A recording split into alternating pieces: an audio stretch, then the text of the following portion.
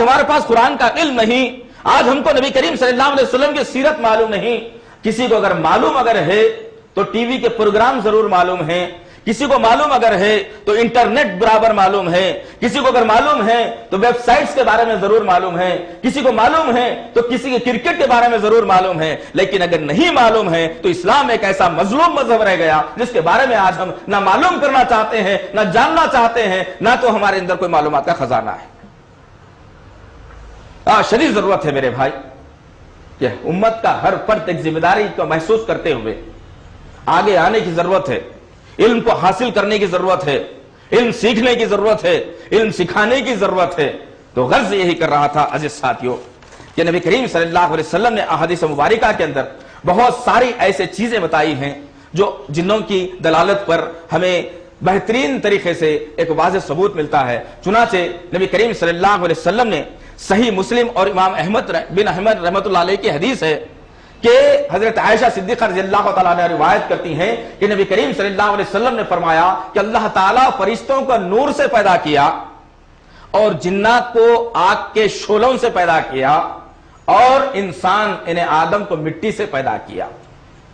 یہاں پہ ایک اور نقطہ بڑا غور طلب ہے کہ اللہ رب العزت نے جن کی پیدائش کے بارے میں جہاں کہیں بتایا ہے کہ اٹھنے والی لو کا تذکرہ اللہ نے کیا ہے. ایک ہوتا ہے شیطان، ایک ہوتا ہے جن، جو ہے ایک ہی نسل کے لیکن تھوڑا سا فرق ہے ان کے درمیان میں.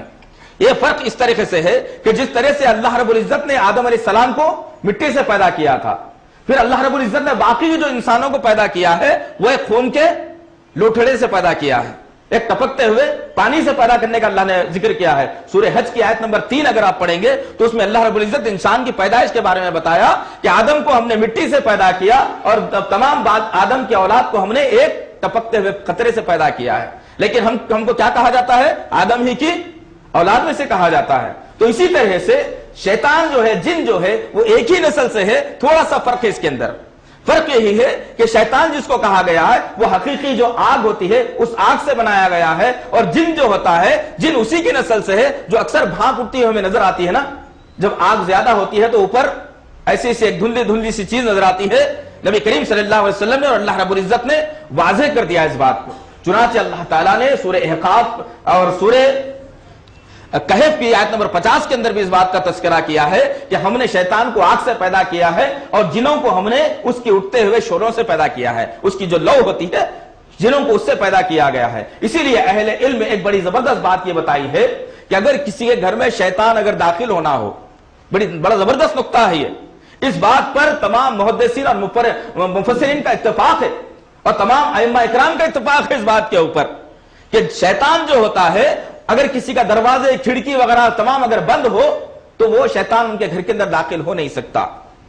لیکن اس کے بجز جن جو ہوتا ہے، جن کو داخل ہونے کے لیے بہت بڑے دروازے کی، بہت بڑے کھڑکی کی ضرورت نہیں ہوتی، بلکہ مکان کا جو اکثر جالی وغیرہ ہوتی ہے نا اوپر والی، ایک باریک سا سوراخ جو ہوتا ہے اس سوراخ کے ذریعے سے جن گھر کے اندر داخل ہو سکتا ہے.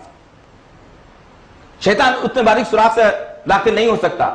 اسی لیے ہم نے کئی مرتبہ ہمارے کچھ ساتھیوں سے یا ہمارے بڑوں سے یا جس سے بھی ہم سے جس سے معلومات ملی ہے یہی سنا ہے کہ عام طور پہ دیکھا یہی گیا ہے کہ بھئی میں راستے میں جا رہا تھا ہمارے گھر کی جانب، ایک راستے میں نے دیکھا کہ ایک بہت بڑا ایک آگ کا گولا تھا جو لڑکتے ہوئے جا کے پھیل گیا ایک دم.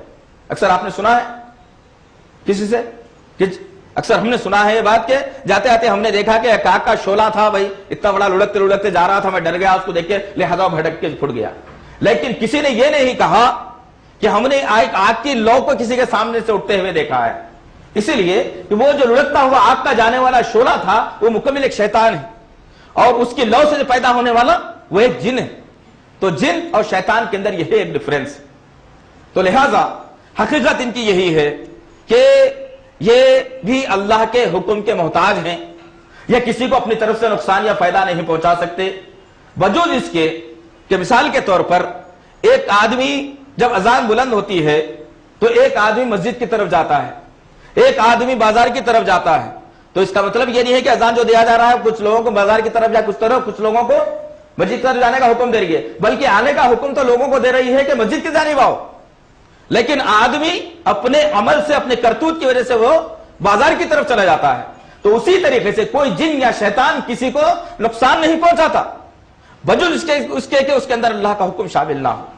ایک دوسری بات اور ایک یہ ہے کہ جب تک کہ ہم اللہ کا ذکر کرتے رہیں، جب تک کہ گھر کے اندر اسلامی ماحول کو رکھیں، جب تک کہ گھر کے اندر نماز اور قرآن کی تلاوت ہوتی رہے، جب تک کہ گھر اسلامی معاشرہ بن کر کے رہے، اس وقت تک اس بات کا چیلنج ہے کہ اس گھر کے اندر کوئی جن یا شیطان داخل ہو ہی نہیں سکتا.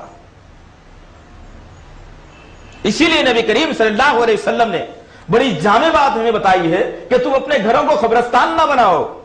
صحابہ نے پوچھا یا رسول اللہ گھروں کو قبرستان بنانے سے کیا مراد ہے؟ تو نبی کریم صلی اللہ علیہ وسلم نے واضح کیا پلٹ کر کہ جس گھر کے اندر قرآن کی تلاوت نہیں ہوتی ہے، جس گھر کے اندر نماز نہیں پڑھی جاتی، وہ گھر قبرستان ہے. تو اس سے پتہ یہ چلا کہ گھروں کو قبرستان نہ بناؤ، کیونکہ قبرستان میں اکثر جنات وغیرہ ہوا کرتے ہیں، شیاطین زیادہ ہوا کرتے ہیں. اگر کسی کو مشاہدہ اگر کرنا ہو تو آس پاس کے جو قبرستان ہیں، فجر سے پہلے اس قبرستان کے کوئی کارنر پر یا قریب میں کھڑے ہو کے دیکھیے، جیسا ہی مؤذن اللہ اکبر کی اذان بلند کرتا ہے اسی طریقے سے کتے بھونکنا شروع کرتے ہیں، چلانا شروع کرتے ہیں، رونا شروع کرتے ہیں. کیوں؟ کہ کتوں اور جو بھی جانور ہوتی ہے انہیں یہ چیزیں نظر آتی ہیں اور ایک ساتھ وہ رونا شروع کرتے ہیں. نبی کریم صلی اللہ علیہ وسلم نے یہ بھی بات واضح کر دی کہ جب مؤذن اذان بلند کرتا ہے تو تم دیکھو گے کہ شیطان خوف کھاتا ہوا، چلاتا ہوا جہاں تک اذان کی آواز آتی ہے اس سے دور بھاگنے کی کوشش کرتا ہے، اور جب تمہاری اذان ختم ہو جاتی ہے تو پھر پلٹ کر مسجد کے دروازے کے پاس آ جاتا ہے.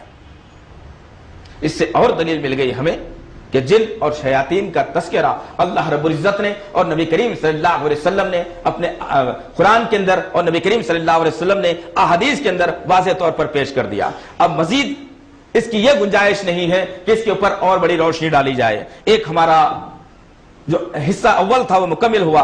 انشاءاللہ رب العزت دوسرے حصے کی طرف ہم آتے ہیں کہ جادوگر کیا ہے، جادوگر کرتا کیا ہے، جادوگر کے حرکات کیا ہوتے ہیں، یہ کیا عمل کرتا ہے جس کی وجہ سے یہ پلیت قرار دیا گیا، جس کی وجہ سے اس کو کافر قرار دیا گیا. کیوں جادوگر کو امام ابو حنیفہ رحمۃ اللہ علیہ، امام مالک رحمۃ اللہ علیہ، امام شافعی رحمۃ اللہ علیہ، امام احمد بن حنبل رحمۃ اللہ علیہ کا متفقہ فیصلہ یہ ہے کہ جادوگر واجب القتل ہے. کیوں اس کو قتل کا فتویٰ دیا گیا؟ کیوں یہ ائمہ کرام اور علم میں اس کے متعلق ذرا بری باتیں کہیں؟ اس لیے عزیز ساتھیوں کہ آج میں نے آپ کے سامنے بات رکھی کہ آج ذرا سی بات پر لوگ برے علم کی طرف لوٹ جاتے ہیں. آج ذرا سے دشمنی نکالنے کے لیے ارے لڑو جھگڑو مارم پیٹی کرو تو پولیس ناکے ہوں گے، وہ بہت بڑی عدالت کچہری چلے گی، لہذا چھوٹا سا کام یہ کر دو کہ جادوگر کے پاس جاؤ اور کوئی جادو ایسا کرا دو جس کی وجہ سے لوگ اس کے اندر ملوث رہے اور ساری زندگی ان کی گزرتی چلی جائے. آج کئی خاندان ہمارے سامنے موجود ہیں، آج کئی لوگ متاثر، کئی نوجوان متاثر ہیں، کئی لڑکیاں متاثر ہیں. آج تو معمولی بات پر یہ جادو ہو رہا ہے کہ کسی نے آ کر کے کسی کی لڑکی کا رشتہ طے کیا، لہذا انہوں نے کہا کہ ہم آپ کے بیٹے کو لڑکی نہیں دیں گے. اسی بات کے اوپر خفا ہوئے اور اس کی لڑکی کے اوپر ایسا جادو کیا کہ اس کی شادی ہونے کا نام ہی نہیں لیتی. تو غرض مختصر بات یہ ہے عزیز ساتھیوں، تو جادوگر کے متعلق انشاءاللہ تعالی ہم آپ کے سامنے وہ حقائق اور وہ دلائل رکھیں گے انشاءاللہ رب العزت کہ جادوگر کرتا کیا ہے، جادو سیکھتا کیسے ہے، اس کی کیا صفات ہوتی ہیں انشاءاللہ تعالی.